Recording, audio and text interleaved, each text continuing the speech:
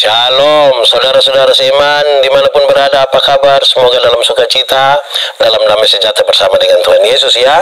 Terima kasih banyak. Dalam sukacita ini saya ingin menyampaikan satu dua hal ini, semoga bermanfaat bagi kita semua, bagi orang-orang percaya kepada Tuhan Yesus. Yang pertama, saudara, soal kebaktian penyegaran iman, KPI, ada yang sebutnya KKR, kebaktian kebangunan rohani, ada yang menyebutnya IP, ibadah penyegaran iman.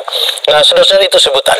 Tapi apa sesungguhnya hal-hal itu? Kebaktian penyegaran iman itu pesta. Pesta apa? Itu pesta iman, itu pesta rohani. Pesta adalah salah satu cara orang mengucap syukur. Salah satu cara, bukan satu-satunya cara. Salah satunya cara. Di pesta itu menu yang disajikan mungkin sedikit berbeda, penyaji juga dengan gaya-gaya yang berbeda, dan situasinya agak sedikit lain. Ya, namanya juga pesta. Tapi saya perlu kasih tahu kita, saudara, bahwa yang membuat berat badan kita ada yang 50, 60, 70, 80 dan seterusnya sebenarnya bukan pesta. Yang membuat berat badan kita seperti ini itu sebenarnya karena makan di rumah. Makan di rumah, sekali lagi makan di rumah. Makan pagi, makan siang, makan malam. Di mana? Di rumah. Apa maksudnya? Apa kaitannya? Makan pagi, makan siang, makan malam di rumah. Itu yang membuat kita seperti hari ini. Tubuh kita seperti saat ini. Doa pribadi, ibadah bersama keluarga, ibadah rumah tangga, ibadah kategori kaum bapak, kaum ibu, pemuda, remaja, lansia. Nah, kita makan di situ dan membuat pertumbuhan rohani kita seperti apa. Jangan sampai kita terlalu bereuforia dengan KKR, IP, KPI yang besar-besar. Kita lupa makan pagi, makan siang, makan malam di rumah. Akhirnya kita punya masalah dalam pertumbuhan rohani kita. Kita kerdil dalam pertumbuhan rohani. Bahkan mungkin kita stunting dalam pertumbuhan rohani kita. Karena kita perhatikan acara-acara yang besar. Saudara-saudara, tidak mungkin juga orang membuat pesta setiap hari supaya kita makan dan kita kenyang dan kita kemudian bertumbuh. Ibadah di rumah, soal-soal pribadi kita dengan Tuhan, pergumulan kita tiap-tiap hari dalam ibadah-ibadah kategorial, itu membentuk kita punya pertumbuhan rohani. Itu pertama. Yang kedua, menyangkut dengan Roh Kudus. Setiap kali kata Roh Kudus itu disebutkan, apa yang ingin kita katakan? Yang ingin kita katakan sebenarnya satu, Roh Kudus itu Tuhan. Itu pengakuan kita. Roh Kudus itu Tuhan, karena dia Tuhan. Dia lebih besar dari kita. Kan dia lebih besar dari kita. Maka bukan kita yang menguasai Roh Kudus, tapi Roh Kudus yang menguasai kita. Saudara, jangan percaya ketika ada orang yang bilang dia bawa Roh Kudus datang ke sini. Tidak, Roh Kudus yang menuntun dia datang ke sini. Bukan dia yang bawa Roh Kudus datang ke sini. Dia tidak lebih besar dari Roh Kudus. Roh Kudus itu mengajarkan kepada kita hal-hal yang luar biasa. Tetapi untuk bersatu dengan Roh Kudus, maka kita butuh menjaga kesucian dan kekhususan hidup kita, kekudusan hidup kita. Dalam kesatuan itu kita diajarkan sejumlah hal yang berkenan kepada Tuhan. Nah, yang ketiga, saya ingin bicara tentang bahasa roh. Bahasa roh adalah salah satu dari karunia-karunia Roh Kudus yang diberikan kepada orang-orang percaya. Saya ingatkan kembali kita, saudara, bahwa karunia-karunia Roh Kudus itu dibagi dalam dua. Pertama, karunia-karunia motivasi, seperti mengajar, berkhotbah, bernyanyi. Dan kedua, karunia-karunia manifestasi, seperti berbahasa roh, menerjemahkan bahasa roh, menyembuhkan penyakit. Dua karunia ini sama, tidak ada satu lebih dari yang lain. Supaya jangan ketika ada orang bisa berbahasa roh, dia rasa dia sudah lebih tinggi dari orang lain. Tidak, sama. Untuk apa? Untuk saling melengkapi dan membangun jemaat, memberi pertumbuhan kepada jemaat, bukan untuk saling menjatuhkan, bukan untuk saling meniadakan satu dengan yang lain. Catatan-catatan yang menarik tentang bahasa roh adalah satu, bahasa roh itu tidak diajarkan. Bahasa roh tidak bisa diajarkan. Bahasa roh itu bukan karena fasilitas, bukan karena diajarkan. Jadi kalau ada orang datang mengajar kepada saudara bahasa roh, jangan percaya. Roh Kudus itu, bahasa roh itu tidak bisa diajarkan. Bahasa roh itu bukan karena kita fasilitakan, kita melatih dia berulang-ulang terus-menerus. Atau bahasa roh itu bukan bahasa yang tidak dimengerti, bukan. Bahasa roh itu bahasa yang dimengerti. Kalau misalnya saya berbicara dalam satu bahasa dan tidak mengerti, ada yang punya karunia untuk menerjemahkan bahasa itu supaya dimengerti dan baik bagi pertumbuhan jemaat. Jangan sampai saudara berbicara hal-hal yang tidak dimengerti dan itu hanya seperti bunyi gong yang gemerincing dan tidak memberi pengaruh apa-apa kepada pertumbuhan jemaat. Atau saudara-saudara yang terakhir tentang bahasa roh, bahwa bahasa roh itu terjadi menurut waktu Tuhan, bukan menurut waktu kita.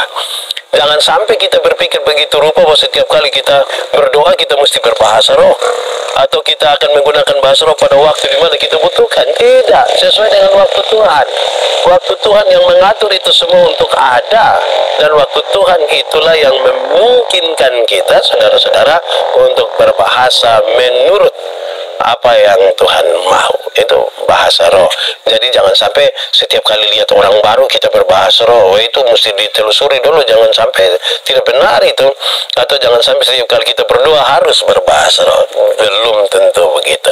Dia menurut waktu Tuhan. Jadi itu semua ada, Tuhan mungkinkan itu, tetapi menurut waktu dan menurut cara Tuhan. Yang keempat, bagian terakhir, menurut baptisan. Saya ingin apa yang diajarkan tentang baptisan. Saudara-saudara, baptisan itu sebenarnya sesuatu yang baik. Dalam gereja itu adalah sebuah sakramen. Ini sesuatu yang penting bagi kita, tapi kita mesti ingat dan mesti sedikit berhati-hati. Apa yang perlu diingat dan apa yang perlu kita pahami supaya kita berhati-hati. Pertama, dalam kaitan dengan keselamatan, bahwa keselamatan terjadi bukan karena baptisan.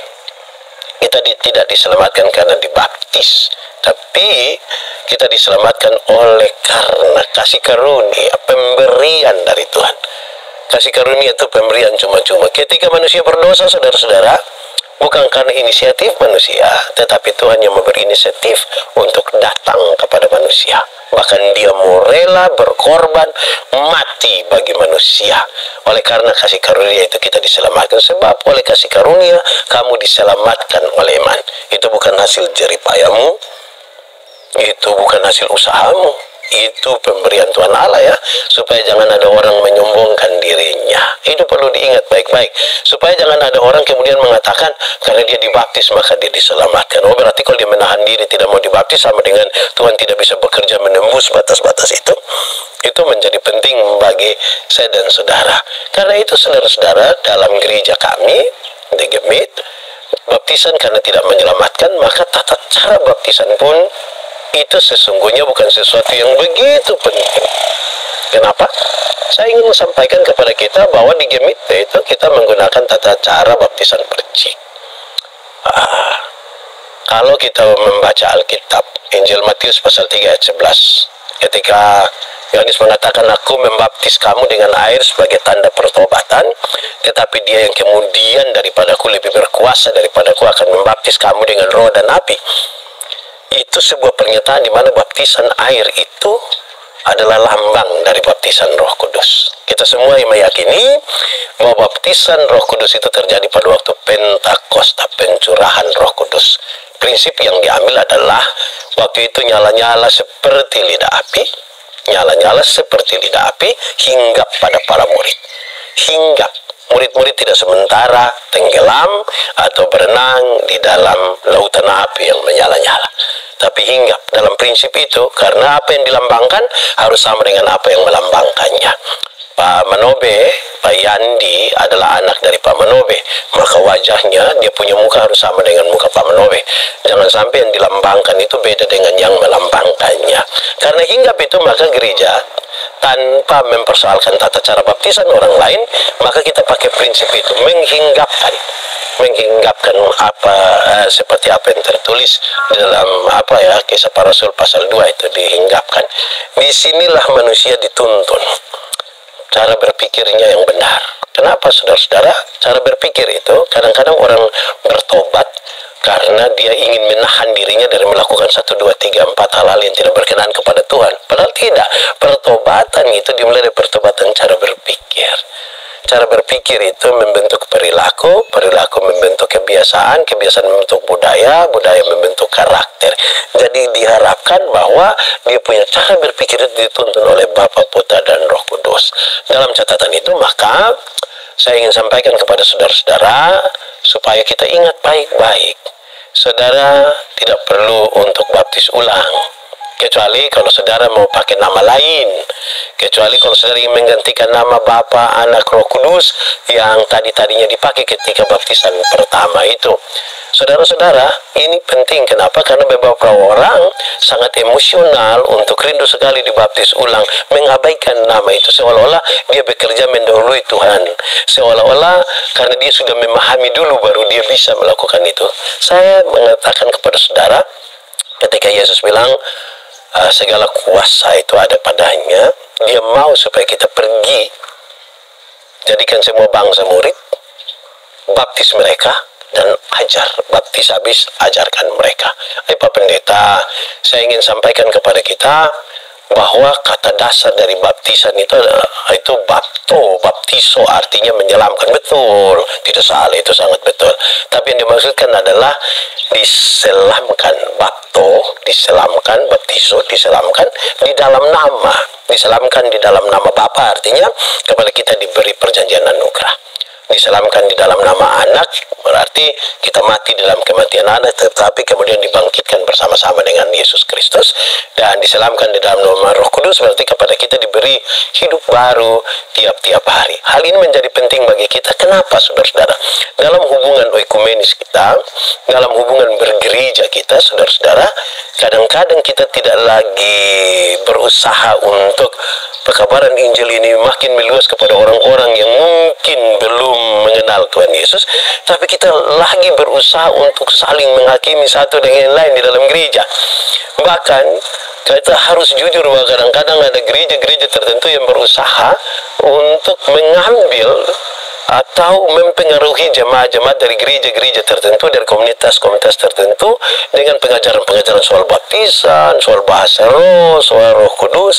Akhirnya kita sibuk untuk kita dengan kita yang sama-sama percaya kepada Tuhan, fokus kepada hal-hal itu dan meniadakan sesuatu yang lebih penting, pergi dan jadikan semua bangsa itu murid. Kita lagi fokus. Sebenarnya tidak ada pertambahan apa-apa. Justru kalau saudara datang dan mempengaruhi anggota dari gereja di mana saya melayani, berarti di gereja denominasi saudara ada tambahan. Tetapi jumlah secara umum sebenarnya tidak ada bertambah. Kita memperkuat denominasi kita dan kita tidak memperkuat kesatuan sebagai tubuh Kristus. Ingat bahwa iblis tahu kalau kita bersatu, iblis kalah. Dan itu dia selalu pakai cara untuk menghancurkan persekutuan kita. Mari kita sama-sama, saudara-saudara, jangan emosional. Saudara-saudara juga tidak boleh karena euforia lantas berusaha untuk saudara ambil keputusan hari ini. Ada yang baptis ulang, ada yang apa, sebaiknya jangan. Kenapa? Karena saudara-saudara, sekali lagi, kalau yang saudara cari hanya sekedar untuk keselamatan, keselamatan Tuhan berikan dengan cuma-cuma melalui pengorbanan Tuhan Yesus Kristus bagi kita. Dan jangan kita mengkhianati itu dengan pikiran kita, dengan cara-cara kita, apalagi kalau saling menodai, saling menghancurkan satu dengan yang lain. Mari tetap teguh, mari kita saling mendoakan supaya jangan ada yang saling melecehkan, saling menghancurkan, dan kita tidak bisa fokus untuk bersama-sama pergi dan menjadikan semua bangsa itu murid. Tuhan memberkati kita. Sampai jumpa, semoga bermanfaat bagi kita semua. Shalom.